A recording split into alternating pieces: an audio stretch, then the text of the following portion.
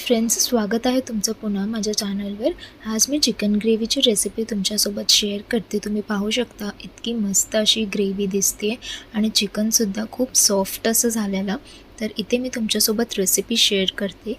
तर सर्वात अगोदर आपल्याला खोबरं, कांदा, लसूण, आलं हे सगळ्याला आपल्याला चांगलं गॅसवर भाजून घ्यायचं आहे।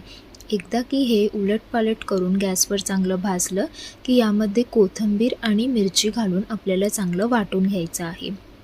तेल घालायचं आहे कढईमध्ये आणि इथे मी काही खडे मसाले घातलेले आहेत। कांदा घातलेला आहे, हा एक मोठा कांदा बारीक चॉप करून घालायचा। त्यानंतर टोमॅटो घालायचा, चिकन मसाला, मीठ, हळदी पावडर, लाल तिखट हे सगळं घालून चांगलं एकजीव करून घ्यायचं। थोडासा गोडा मसाला यामध्ये घातलेला मी आणि आपल्याला वाटण घालून चांगलं ह्याला उलटपालट करायचं आहे। तेल सेपरेट झालं की यामध्ये चिकन घालायचं।